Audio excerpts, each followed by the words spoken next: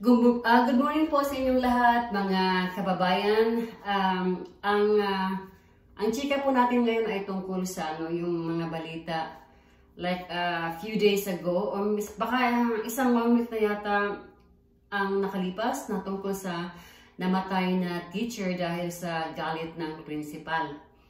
So ito po ay yung sinasabi na merong problema sa classroom ng teacher dahil meron siyang isang estudyante na na merong ilagay na lang natin na behavior talaga na naka-stress sa isang guro. So matawag natin ito ng the behavior na hyperactive state yung bata. So ibig sabihin po doon ay siya yung bata na parating gumagalaw, na walang iniisip kung ano na lang pumapasok sa isip niya, talagang galaw siya ng galaw kung saan siya papunta, lumabas man sa classroom o kung saan, basta wala siyang iniisip. So meron talaga siyang behavior problem. So ito po ay isang hyperactive state. So pag itong mga problema sa classroom guys, kailangan talaga itong i-report ng teacher sa principal para para ma-alarma ang principal na ano ang dapat nilang gagawin para ma-prevent ang aksidente katulad dito na hindi siya masagasaan, hindi siya maano yung ulo niya sa wall ng eskwelahan, or mahulog ba siya, or saan siya mabangga sa loob ng classroom, di ba? So dapat ito ay pinag-usapan na ng teacher at saka principal. Kaya lang siguro ang teacher sa principal hindi sila nag-communicate ng masyado. Tinitake in lang lahat ng mga responsibility sa teacher na estudyante niya yun. So siya ang may responsibilidad. At saka dapat ito guys, ang problema nito kasi ay siguro hindi di-report ng teacher sa principal na ongoing na itong problema na ito. Kasi di ba, ka-open lang ng eskwela September ito nangyari. So by September siguro nakikita na noon yung bata na yan. So, I think that the child is a grade 2 student. So, dapat kasi dito guys, ang mangyari kasi dito, pag daily ang problema sa bata, kasi nag-1 month pa yata yung nag-umpisa ng klase, di ba? Nag-umpisa yata sila August, parang August yata ang umpisa ng klase. So, nasa few months pa lang sila sa classroom. So, dapat ito, guys, pag na-detect ito ng teacher, dapat ito ay i-record niya lahat ng mga na galawan ng bata sa loob ng classroom. Kasi, sa isang bata kasi, pag may problema ang niya, yung activity niya, very hyper siya, yung state niya, yung bang galaw siya ng galaw, talagang nagbibigay ito ng problema sa teacher. Dahil biro mo naman, pag mayroon kang estudyante na 30 student in the classroom, tapos mayroong isa na lahat ng energy mo ay nakukuha lang sa isang estudyante, so talaga, ma-distract yung teaching mo, di ba? So dapat ni-report ito sa principal at ang principal ay gumagawa ng paraan kung ano ang maitulong niya sa teacher in the classroom na hindi ma-pending or ma-distract yung niya, teaching. So, dapat meron silang usapan na ganyan. Kasi nangyari kasi dito, bakit na-stress yung teacher? Stress na siya sa estudyante kasi lahat ng energy ng teacher ay nakuha lang sa isang bata. Kung paano kung meron siyang 30 students or 25, di ba? Talagang nakabother talaga sa kanya. Mawala siya very stress talaga siya for few months. Kung nag-start ito ng August at saka September, so in 2 months, talagang walang tumutulong sa kanya, talagang stress na talaga siya. So, dapat dito guys ay gumagawa ng paraan ang principal ahead of time na kailangan siguro ang bata na maglagay siya ng extra helper doon sa bata para lang hindi mabother yung teaching, di ba? Or tuturuan niya ng strategy yung teacher na ito ang gagawin niya para ang bata ay mahinto. Kung hindi man, ay talagang mag-add siya na mag-request siya sa human resource, mag-request siya sa principal or yung higher sa principal, kung yung administration na kailangan nilang tao para lang mag-look after sa isang bata dahil ang isang bata ay talagang lahat ng energy ng teacher ay nakuha lang sa kanya, isa-isang bata lang, lahat ng energy dahil hyperactive talaga yung state ng bata. So, Yun guys, ang masasabi ko lang talaga na ito ay isang example na ay kailangan talaga may baguhin sa sistema ng edukasyon sa Pilipinas dahil magdagdag talaga sila ng extra worker sa loob, lalo na pag mayroong mga bata na maraming mga behavior problem or yung bang inborn ang mga problema nila, autistic or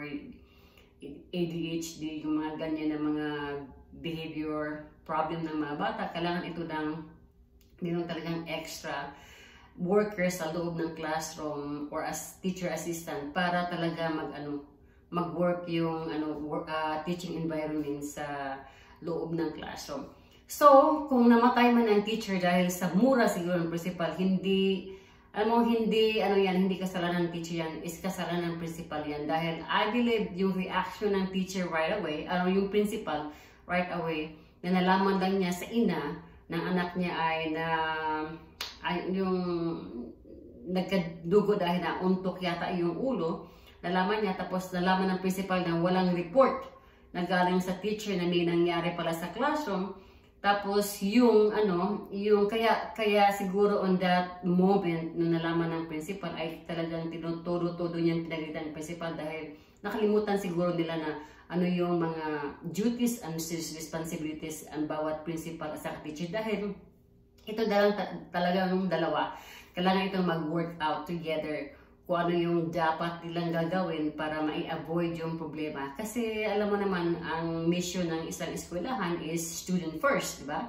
Yung learning nila, saka yung school is a second home para sa mga bata. Para sila na ay madisiplina din sila sa loob ng eskwelahan. Kasi kung hindi kayang madisiplina sila sa mga parents or magulang nila, at least may eskwelahan.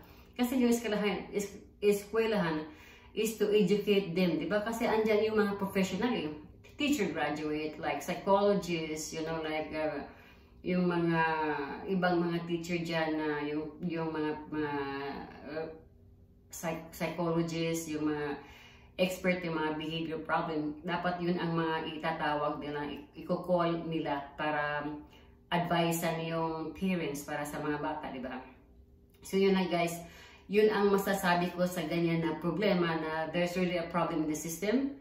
Hindi nag-communicate properly yung teacher at saka principal ahead of time para ma-prevent yung sa bata, problema ng bata dahil hyper talaga yung state ng bata, hyperactive yung bata. So, hindi mo masisisi kung bakit din talaga stressed ang teacher dahil dapat binigyan na siya noon ng teacher ng assistant. Or kung magturo man ang yung teacher, tapos ang energy ng teacher ay nakuha lang sa isang bata, dapat tumawag na siya sa principal na, please help me, I cannot move on my lesson. Dahil itong batang isang bata ay nakuha lahat yan ng energy ng teacher. So, dapat ang principal ang gawin niya is to take out the student from the classroom. Then, maghanap siya na ways na hindi ma-distract yung 29 students. Kung meron man siyang 29 or 25, di ba? Versus 1 students. So, i-move out yun yung sa classroom. Saka gagawa yung parang special one-on-one lesson sa bata or bigyan yung advice. So, yun lang po ang masabi ko niyan, guys. Ito po ay isang lesson sa isang eskwelahan na they need more workers in the classroom. At saka lahat ng mga pagbata ay mayroong talagang mga problema, is behavior problem na hindi makontrol. Pati yung mga magulang hindi kayang kontrol yung behavior ng bata. Ay kailangan tatawag talaga ang eskwelahan ng expert. Kasi ang dami namang mga graduate dyan, di ba? Na ang focus nila is the child's development, di ba? Development and learning. So magaling sila doon. So yun lang po guys, masabi ko, wala tayong mag-blame dyan na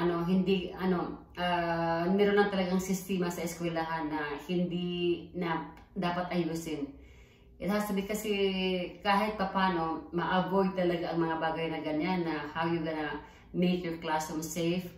Like your mental capability. Halimbawa yung teacher nagturo siya for so many students, kailangan din yan, tulungan din ng principal yan na para ma-lessen yung problema niya sa mga bata ay talaga andyan yung principal. At saka yung teacher naman kailangan i-communicate yan lahat sa principal kung ano talaga ang problema sa loob ng classroom, kung bakit na-stress siya talaga.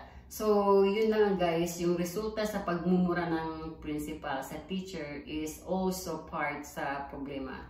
Dahil it's too late na natuklasan ng teacher ng principal na hindi pala niya alam na merong problema na ganyan, tapos sinusulo lang sa teacher, doon lang siya direct na nag-communicate sa parents na ito ang nangyari, hindi na muna pina-channel doon sa principal kasi dapat yan pag mayroong problema, di ba?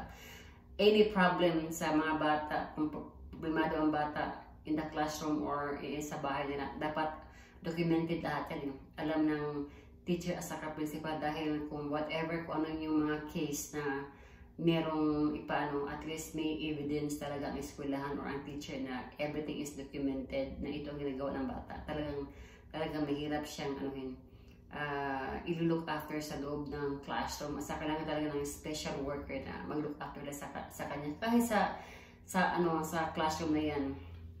Guys, so yun lang masabi ko.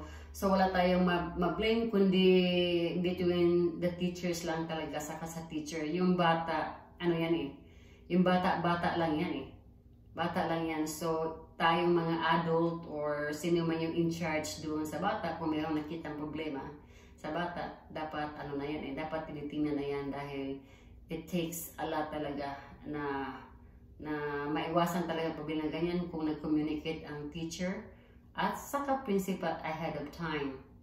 Like, bago yan nangyari, like meron na talagang mga things. Pero sa ngayon wala tayong narinig, kundi lang talang mga chika-chika natin ngayon na merong teacher na namatay dahil na-stress din siya sa galit ng principal sa kanya, dahil din na-blame siya lahat. Sa kanya binato ang blame.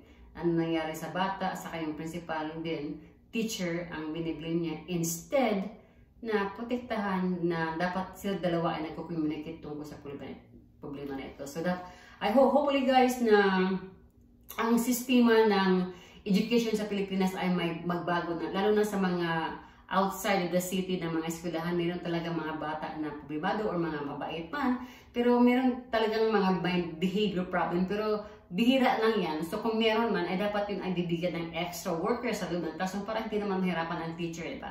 So yun lang masabi ko guys sa problema na ito. Asara naman may talaga may sistema na mababago. So hopefully maayos na rin itong lahat. Thank you guys. Hanggang dito lang.